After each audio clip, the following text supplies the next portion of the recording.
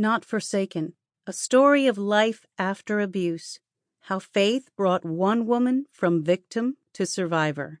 Written by Jennifer Michelle Greenberg. Narrated by Jennifer Fry. Foreword by Russell Moore. I have found, in short, from reading my own writing, that my subject in fiction is the action of grace in territory held largely by the devil. Novelist Flannery O'Connor once wrote. I reflect on that insight often, because I think it applies much more broadly than to the realm of literature.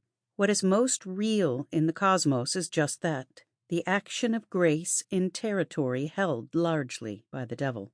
As Christians, we see both the horror of evil and, against that, the triumphant beauty of the gospel of Jesus Christ. We don't see the world or history or our own life plot lines as sentimental morality tales, nor do we see them as gothic horror stories. As we follow Jesus, we see the world around us through the prism of the cross. And at the cross, we see the nauseating brokenness of this devil-haunted universe and, even more than that, the grace of one who poured out his own blood to save us. Christians, then, should be, above all people, those who understand the reality of trauma. And we should be, above all people, those who know that trauma is not invincible to the workings of grace. We see human lives, including our own, in terms of the place of the skull, a sight that causes broken hearts to turn away in grief, and a sight that causes broken hearts to shout for joy at the truth that while the valley of the shadow of death is real indeed, there is a shepherd there alongside us. This book is a word of testimony from one who has lived through trauma and is able, as the Bible tells us, to groan at the wreckage of a Satanized world and to cry out by the Spirit, Abba, Father, Romans 8, verses 12 through 17. As you read these moving reflections, you may find that you are being helped to deal with events in your own past or present by seeing them in the light of the gospel of hope. And if, like me, you have not faced such evil yourself, you might stop to wonder what awful realities are around you right now from which you might be turning your head in apathy. My prayer is that all of us might wonder what are the ways very different from one life to the next, in which the grace of God has moved people or can move them from victim to survivor.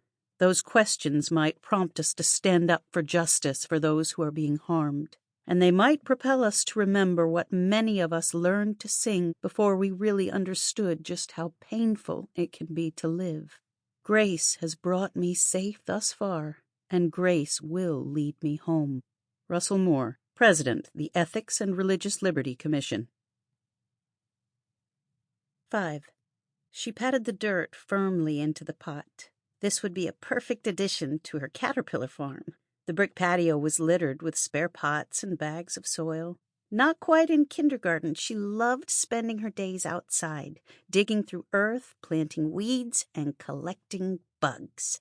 I can't read very good, she explained to God as she tilled soil with her fingers.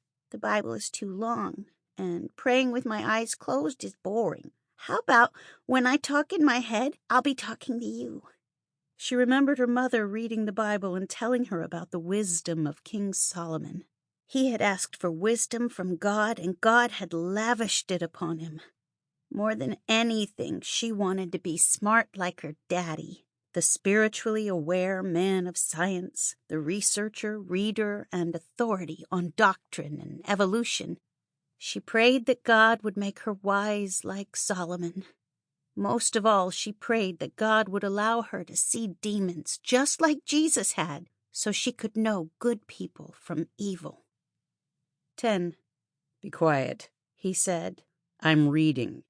Her father once again addressed himself to the thick theology book with its elegant hardcover and advanced biblical theorem. The little girl nodded agreement and went back to playing, this time keeping her voice down. Suddenly, a strong hand grabbed her from behind. He clenched her arm tightly, shook her violently, and began to beat her. She cried out that she was sorry. She promised to be quiet. She screamed for help. He would not stop hitting. In an instant, her father had gone from studying apologetics to beating. Sample complete. Ready to continue?